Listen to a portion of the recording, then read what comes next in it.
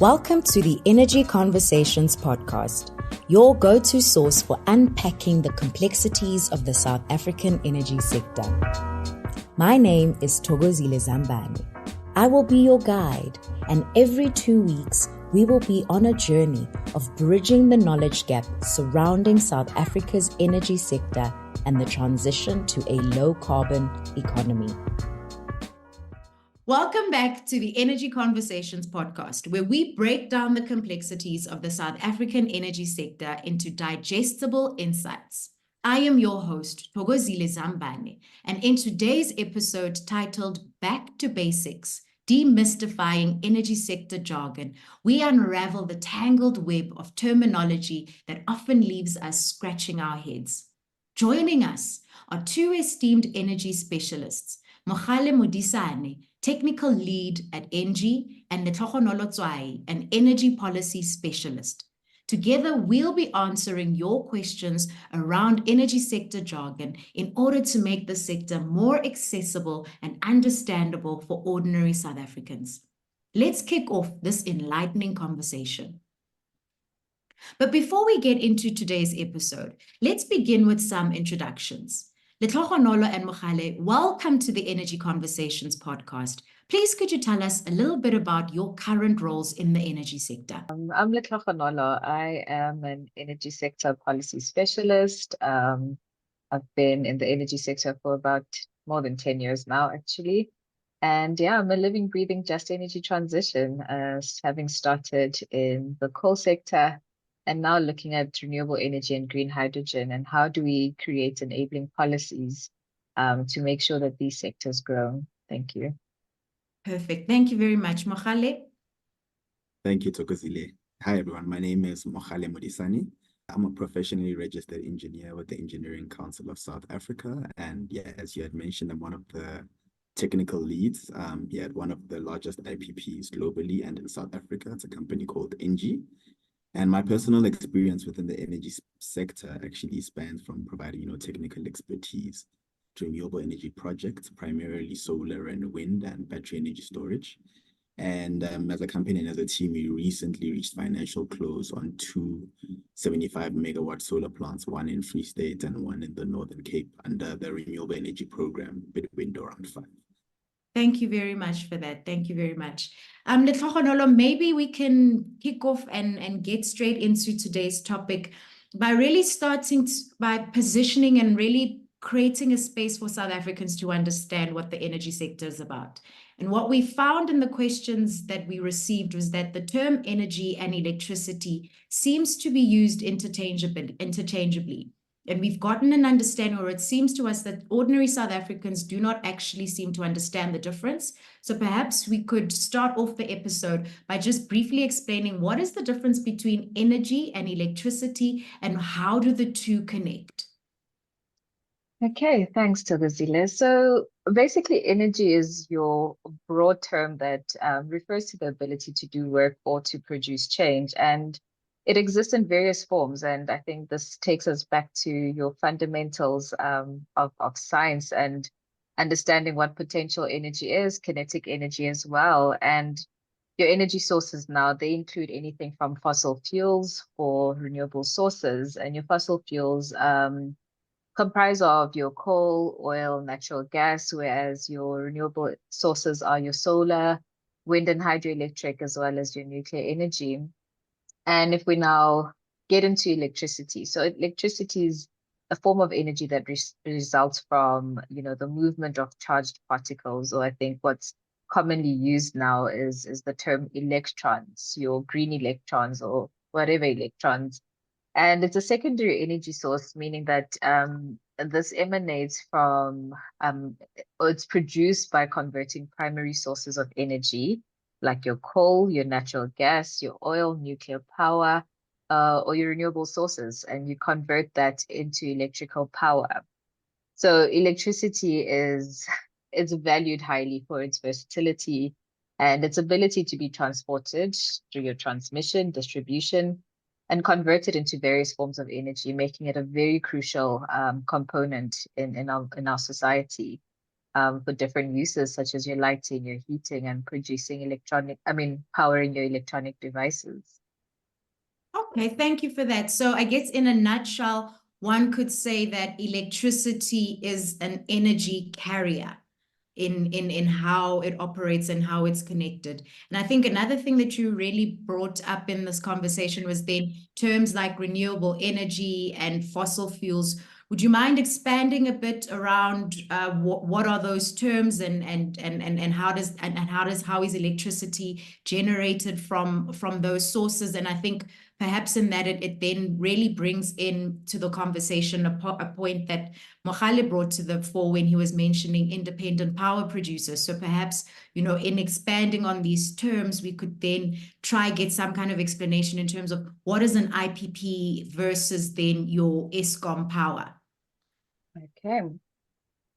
So to understand then what renewable energy and fossil fuels are, so your renewable energy essentially refers to energy that is collected from renewable sources. This includes your sunlight, your wind, there's waves and geothermal types of energy. And renewable energy is now it's a popular source of generating electricity, or popular way of generating electricity currently, because it's seen as a way of reducing greenhouse gas emissions. And so essentially this is now energy that's harvested from your natural resources, like your solar, your sun, your wind.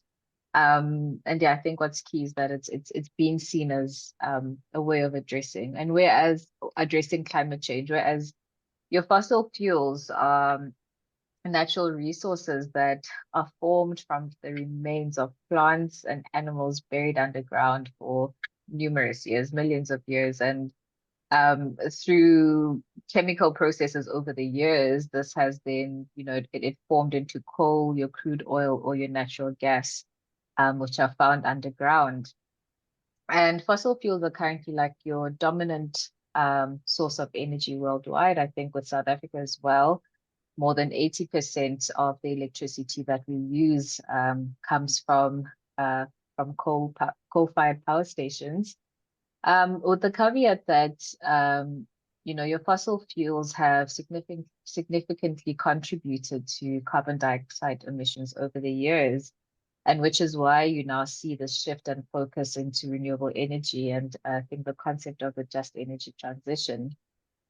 But to move as well, what is an IPP and how different is it from ESCOM? So I think if you look at, the process of unbundling or the reform of the electricity sector in South Africa and what that means, I think for the longest time in South Africa, you've had ESCOM as your primary generator, transmitter and distributor of electricity, whereas now there was an introduction of IPPs, which are your independent power producers, which saw your private companies building capability and actually developing renewable energy projects, which feed into the South African grid, which previously this was something that was only done by ESCOM, but now it's a semi-liberalized market, which will be, I think, with the latest policy changes, we're going to see major different changes. But essentially, an independent power producer is a power producer that is not owned by ESCOM. Thank you. Thank you. Thank you very much for that. Thank you for that clarity. Mogale, I'd like to bring you in here and in really trying to simplify some key concepts and key terms, whether or not we're looking at fossil fuels or renewable energy. But if we're looking at electricity, there's key terms that would come up very often in conversations when we're speaking about that. And I'd like to start off with a description or an explanation between the difference between a kilowatt and a kilowatt hour. All right, thanks for that, Thokozile. So a kilowatt refers to the amount of power produced or consumed.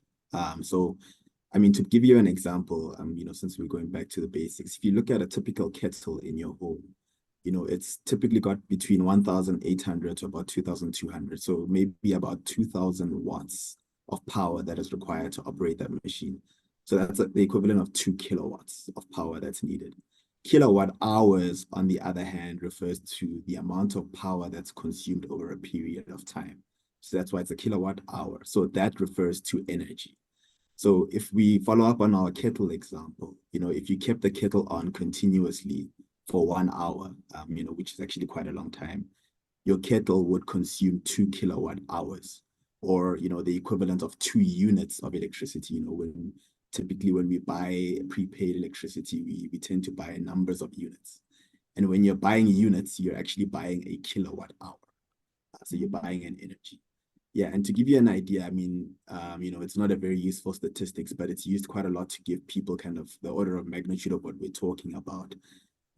If we look at our country as a whole, the average household in South Africa actually consumes about 7 kilowatt hours of electricity per day. So about 70 units of electricity per day. Yeah. So that gives you an idea that, kilowatt refers to the amount of power that's required or produced. Kilowatt hours speaks to the amount of energy that's either produced or consumed. Okay, that's very helpful. And when we're speaking at a macro level and speaking of South Africa and the generation of power by, especially examples by IPPs, or even speaking about Eskom, we very often hear about the concept of a megawatt. And how would one quantify what a megawatt is, and how would one represent that in practical terms? Yes, sure. So a megawatt is practically the equivalent of 1,000 kilowatts. So in simple terms, if you look at the SI unit, electricity or power is measured in watts. So 1,000 watts would be equal to 1 kilowatt. And then 1,000 kilowatts would then give you 1 megawatt. And to think about it conceptually, if you look at, I mentioned that we have just reached financial close on 275 megawatt solar plants.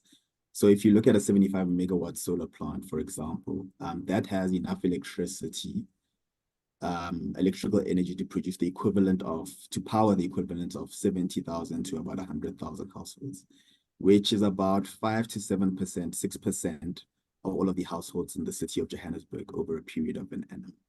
So that gives you an idea of, when we're talking about scale, what are we really looking at in terms of, megawatts, kilowatts, and etc. Thank you for that. Another concept that's often used is the concept of a load. Could you explain what is a load and what is its significance in the energy sector? Yes, no, absolutely. So a load, in simple terms, especially when we're speaking in electricity, it's something that consumes electrical energy. So think about everything that consumes energy or power. Think about your cell phone, think about the lights in your house, think about, your electrical stove, computers, laptops, fridges, appliances, all the things, geysers, at a household level, all the things that consume. But it doesn't just stay at the household level. Even if you go to the industrial level, think about motors, think about your industrial freezers at your local shopping centers, think about data centers, think about aircons at an office. All of these things are what we term electrical loads. So it's basically any appliance, apparatus, machine that consumes electricity, that is termed a load. Whereas on the other hand, sometimes I know Letlhogonolo mentioned the term generators. Generators are things that have net production of they produce electrical energy. So a load is consuming, whereas the generator produces electrical energy. Yeah. And to your question, why loads are significant? Loads collectively, in effect, create what we call the electricity demand. That ties in quite nicely. I think I'd like to bring you in then here in discussing then demand in connection and as a follow-on to the question around the load. So in simplistic terms, what would one say demand is? Thank you, Mogale, for that explanation around the load. I think I'm finally getting a better understanding and a sense of it. And especially touching on this concept of demand, because I think in any kind of energy briefing that we've been seeing of late, there's always conversations around demand. So Letlhogonolo, I'd like to bring you into the conversation in terms of in unpacking this term, this demand term, please. Okay, so in the context of energy, your demand refers to the amount of power or electricity that a consumer requires at any given time. And this varies throughout the day, across the seasons, and it's also influenced by factors like your weather, time of day, and different economic activities. And so with the example that Mogale gave us, I think he mentioned that, the average household uses about or requires about 7 kilowatts in a day. And so your energy supplies and grid operators will constantly need to match this demand with supply to ensure that there's a stable and reliable energy system. And that is why you actually start hearing concerns when your winter seasons are looming. It's because people generally use more electricity, more heat during this time. And, I think on the ensuring the stability and reliability, and I think the availability as well becomes quite crucial, the availability of electricity. Okay, perfect. And then we've also heard a lot of terms around demand response. And what does that mean? And what role does demand response play in managing this energy consumption then by consumers? So your demand response it's basically a strategy that is used to manage consumers' demands for power. And some of it includes your encouraging users to reduce their energy usage, especially during peak times. And I think what we have seen obviously is load shedding, which is a form of demand response. And I mean, the demand response in itself, it helps to enhance grid reliability and actually prevent blackouts. And I think that is why you have load shedding, where they're trying to manage the amount of demand that is there to ensure that the system remains balanced. Okay, no, that's perfect. And then you've also mentioned you spoke about peak. So what is the difference between base load and peak load power generation then? And how does this all tie in then with demand response? Okay, so your base load is your continuous minimum level of demand on an electrical grid. And basically, this is the amount that needs to be constantly available at any given time. So your baseload power plants, such as your nuclear and your coal, they run continuously. That's why we'll have electricity at any time. They run continuously to meet this demand because they are not really able to ramp up and down quickly. Whereas your peak demand refers to the maximum amount of energy required by all consumers at a certain time. And so peaks can occur daily during the evening, particularly when people are returning home and are using their stoves and their kettles and all of those things that drive up a demand. And seasonally as well, we switch on our heaters more during the winter season. And then in your summer times, you'll have your air conditioning. And so in the context of South Africa, we have peaking power stations, which are your hydroelectric, hydro pump storage, and your gas turbines. And these are essentially stations that operate during peak periods or when there is a constraint in the system where your baseload actually cannot supply. And that's where you have your peak demand coming in. Thank you. Thank you so much for that clarification. I think very often the perception around baseload has always been it's got that continuous supply and that's why it's more reliable. So I think it's quite interesting to now understand that there's actually a peak load that needs to be accommodated, and you actually need to have peaking stations that are in place to accommodate this need. I think what I'm gathering from all of this is that it speaks to a mix.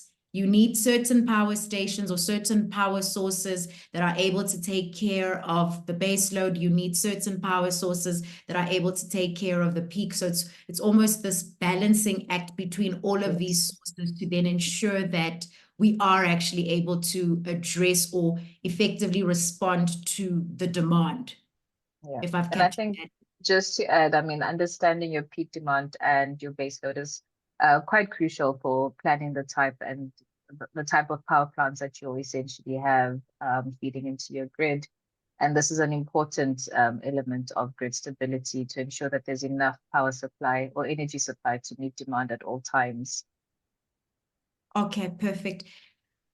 Mogale, I want to, and I think a comment or a question that always comes up, or a statement, is in any kind of energy briefing that we're seeing, there's conversations about EAF, your energy availability factor. What is that?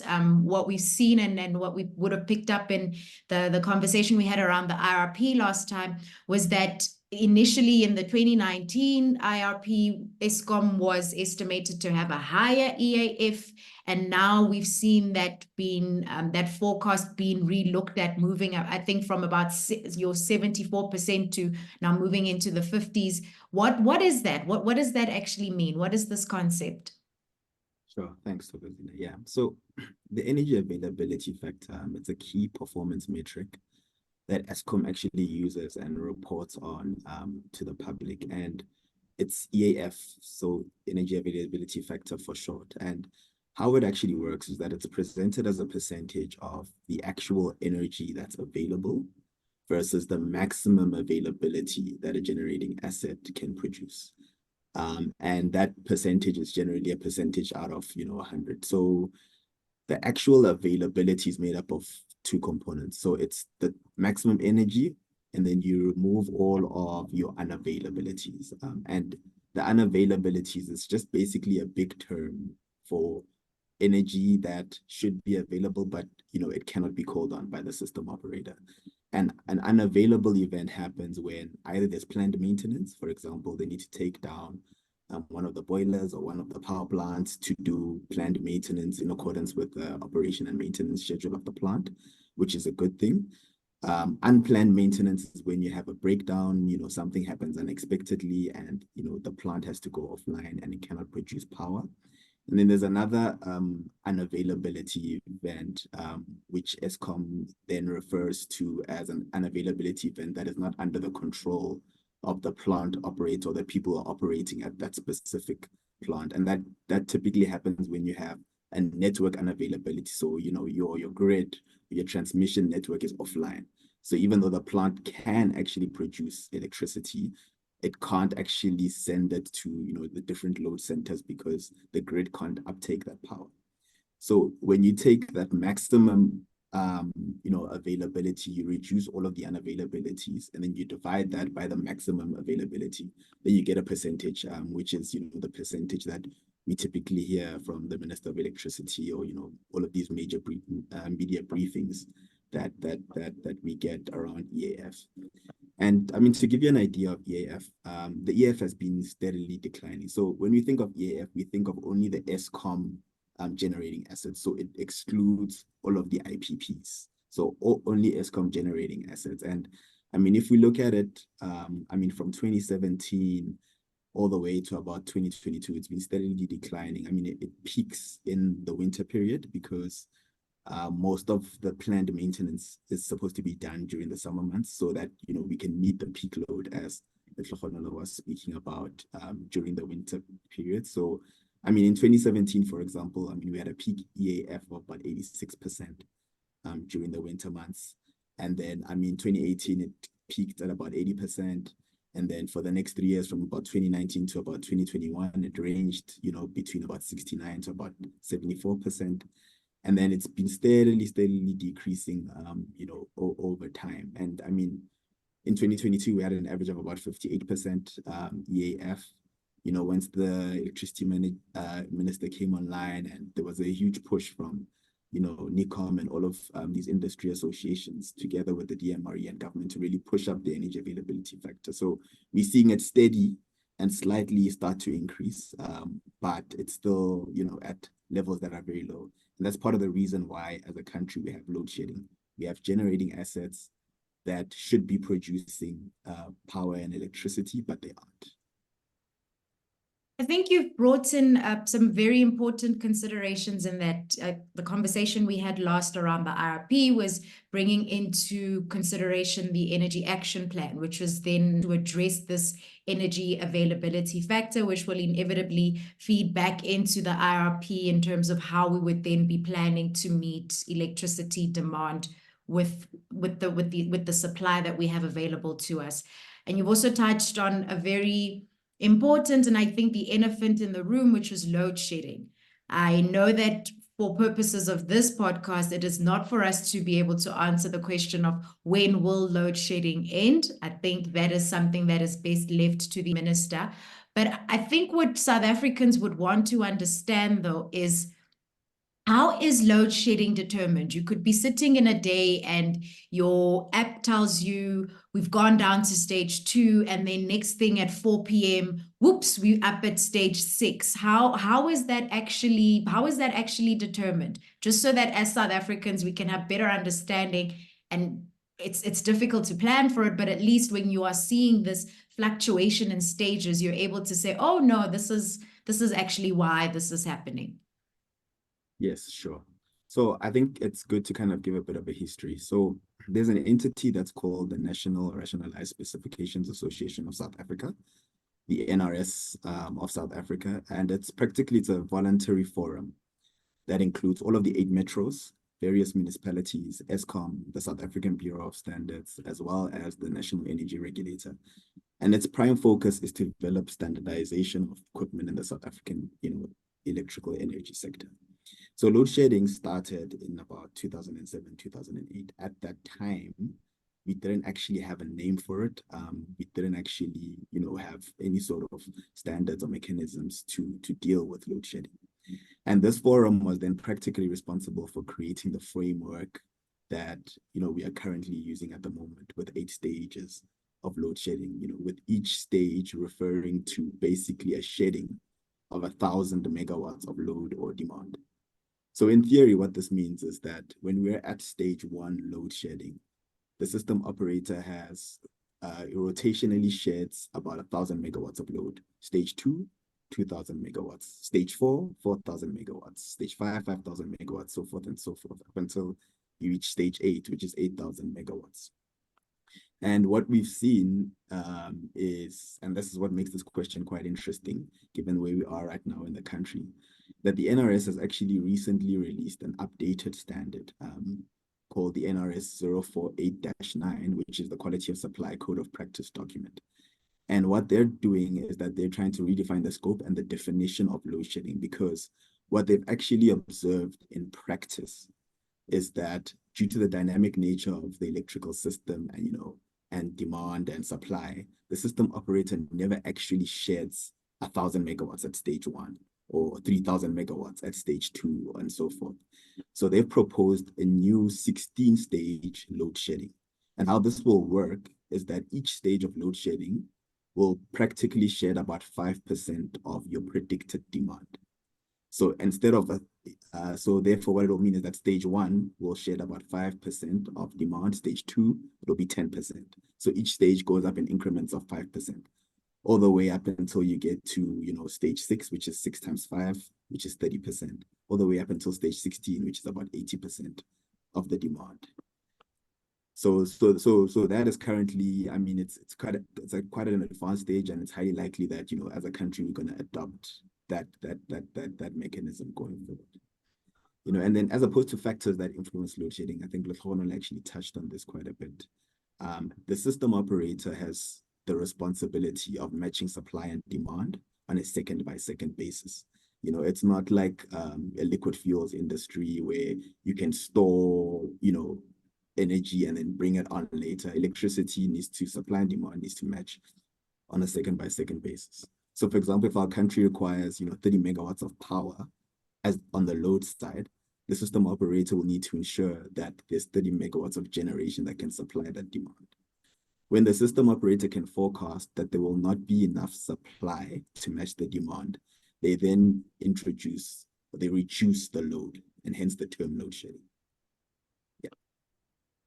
Thank you very much for that, Mogale. I'm really trying to keep a poker face with this revelation that you've just made in terms of how load shedding is going to work. If I'm understanding you correctly, stage 1, as it currently is, would now actually mean more of the load has been shed than what we currently have. So as opposed to the 1,000 megawatts, what is stage 1 then likely to how much of the load is likely to then have been shed in stage 1 in this new quantification?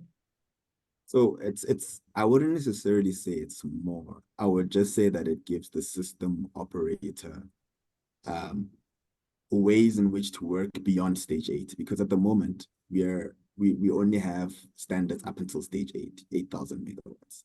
But if the system operator needs to shed beyond that for whatever reason, there isn't really a way in which they can actually do that ties into the standards. So they've just created a setting where they're shedding a percentage of the demand as opposed to a fixed number, if that makes sense. It does. It does. Yeah. Yeah. It does. I think what I'm understanding though is stage 8 could have gotten me to 8,000 megawatts, but now they need the ability to shed more than 8,000 megawatts. Yeah. So I think what's important to also understand is the system operator's responsibility is to ensure that we don't have an entire country blackout. So it's protecting the system. And in essence, you know, from a technical perspective, it gives them a toolbox to be able to protect, you know, the country from an entire blackout, which we've never had in the country. And that's due to our brilliant, you know, team there under the system operator. Yeah. So Mogale, I think you've raised some very interesting points, and especially around the protection of a total collapse. I think as average South Africans, we very often have a very narrowed view and thinking load shedding is a bad thing. But you've brought into the conversation something that's quite important, in that load shedding is actually a protection mechanism. Could you perhaps expand a bit more in terms of what are we trying to protect against, and what are we trying to avoid? Yes, sure. So as I mentioned earlier, the system operator has the role of balancing supply and demand. So in essence, they have basically a toolkit. They can either call on dispatchable electricity, which would be your either your coal or your gas plant, or they have to shed load. So they can either increase generation or shed the load. Those are the only two options that they have. At the current moment, because of, as we mentioned, the energy availability factor of our coal fleet being unreliable, they don't really have much of a toolkit to call on additional generation. I mean, our gas to power program is just starting up, you know, so we've also got the risk mitigation program, which is connecting projects onto the grid, that gives the system operator toolkits to be able to call on dispatchable power as and when they need it.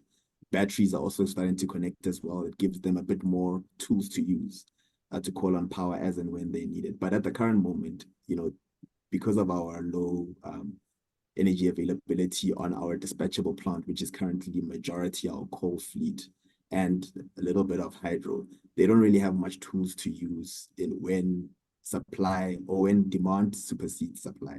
So the only thing that they can do at the moment is to drop the demand, and that's what happens when they reduce load shedding.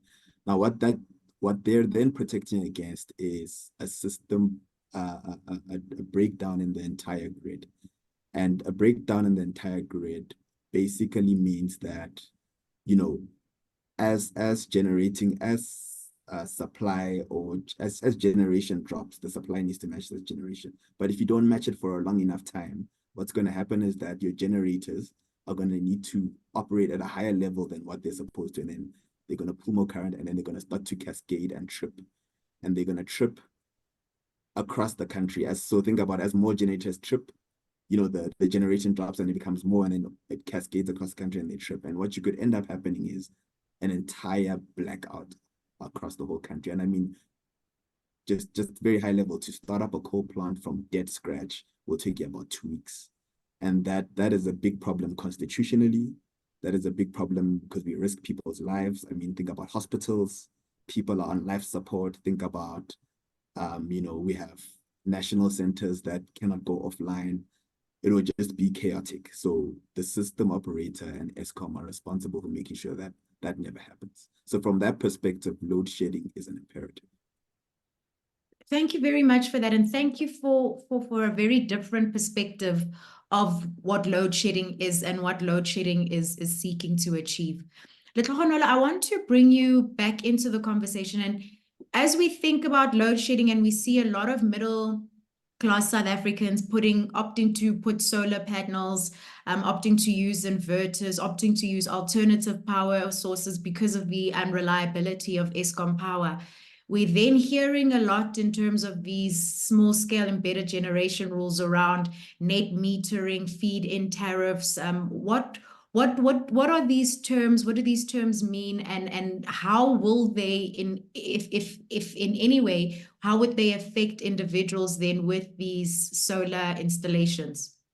Yeah, I think as you've correctly said, I think there has been a large uptake in solar PV for residential use, I think for businesses as well. And this has largely been driven by, I think, the energy crisis that we are facing locally, as load shedding, I think, has been part of our lives now. I think Mogale has said that it started 2007. I think so that's really led to this uptake of having backup power in your home.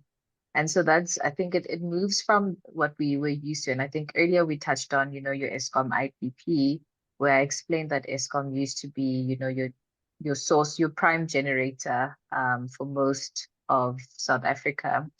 And so now what you see now, you have prosumers. I think this is the name that they're called, in that they're able to produce their own energy and consume it at the same time. But what you have is net metering is basically, it's a billing mechanism that's able to credit those with solar PV in their homes. They get credited for any solar that is now fed back into the grid. So this allows your solar PV owners to essentially sell the excess electricity that's been generated back to the grid at a specific rate. And so what you have effectively is your meter running backwards and thus giving credit to the consumer for the excess energy that has been produced.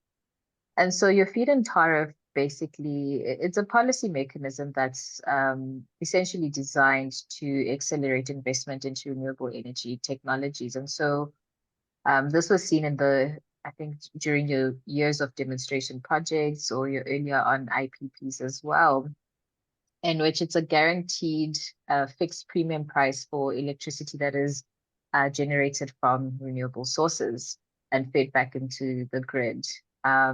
This, as I've said, is applied in the early stages of a market development. And over time, when the cost of renewable energy reduces, these feed-in tariffs, policy incentives can then be phased out. Perfect. Thank you. Thank you very much for that. I think, with the challenges that we're facing, there's great opportunities for innovation. We're seeing a great possibility for, the intersection between tech, innovation, and energy. And I think that brings us then to conversations that have been happening for a number of years around smart grids. And this concept of smart grids. Mogale, are you able to explain, or could you expand for us, what are smart grids and how can they enhance efficiency and reliability of our energy systems? Oh, thanks, yeah. So I think we've spoken on the grid quite a bit, but I think it's good to just touch on that again. So, when you're speaking electricity, the grid is a collective term that describes, all of the lines, the transformers, the substation that enable sort of the electricity that is generated, to be delivered to the loads in a reliable manner. So then smart grids, on the other hand, then utilize the intersection of the massive improvements in digital technologies to allow for improvements of costs, allow for improvements of efficiency, to allow for improvements of dispatchability of different generating assets, especially with renewable energy assets. We know that, they're not always operating all the time. So you could include, your models, you could include, cloud cover models, you could include wind models. And it really allows all of these different, technologies to intersect in such a way that, the consumers then get reliable electricity, all the time. And it also improves, demand side management, as consumers can also then become, as Lisbon said, prosumers, where they can then, sell electricity to the grid at certain times and they're not using it. And it creates an entire ecosystem of big data that can then be utilized to continuously improve the system and the network. And the beautiful thing about smart grids is that, they also benefit from modularity. I mean, you can make a smart grid for a small town, or you can make a smart grid for a large city, or you can make a smart grid for, an isolated part of the country where it's difficult to build large-scale infrastructure all the way, to the and they also provide, enhanced security improvements. I mean, it's similar to like a phone, for example, where, you can continuously upgrade the softwares, and it makes it a lot better for maintenance teams. We talked about EAF, planned and unplanned maintenance can happen a lot better, using the technology, and can be a lot more proactive. So they're resilient solutions that, if they implemented correctly, can be an alternative to your traditional grid infrastructure. And I mean, it's good to be able to use ICT technologies like machine learning and artificial intelligence, where you could almost remove the need for human error or human intervention in certain things, and people can then focus on other aspects such as planning, or things that require more cognitive requirements, as opposed to the second by second managing of the grid in certain aspects. So they definitely something that's we're looking into the future, and they can definitely provide solutions, especially for the African continent, where large grid scale infrastructure is not as established as, I would say, your developed countries. Thank you for that. I think what one can really take away from this conversation is that as the sector continues to grow as a result of the challenges that we're currently facing, so we are then actually seeing opportunities that are presenting themselves, that even if you haven't necessarily been participating in the sector from its inception, but where you perhaps come from an ICT background or a tech and innovation background, there is a clear opportunity to actually participate in the energy sector. And it then becomes very important for ordinary South Africans to have a better understanding of the sector, so that they can see these opportunities as they are presenting themselves. So thank you very much for your invaluable insights. And that really brings us to the end of this installment of the Energy Conversations podcast. I want to extend my sincere gratitude to our esteemed guests, Letlhogonolo Tsoai and Mogale Modisane, for sharing their individual insights and expertise. Today, we continued the journey to demystify South Africa's energy landscape. And I think we are just only starting to scratch the surface in endeavoring to empower ordinary South African citizens. Join us next time as we continue our exploration. Until then, remember, the power to change our energy future lies with each of us. Thank you for tuning in, and let's keep the conversation going. Thank you for joining us on the Energy Conversations podcast, powered by Bayaka Infrastructure Partners, an authorized financial services provider, and the African Energy Leadership Center at the Wits Business School. Together, we are committed to empowering communities and fostering meaningful dialogue around the South African energy sector. Remember to subscribe, and let's shape South Africa's energy future together.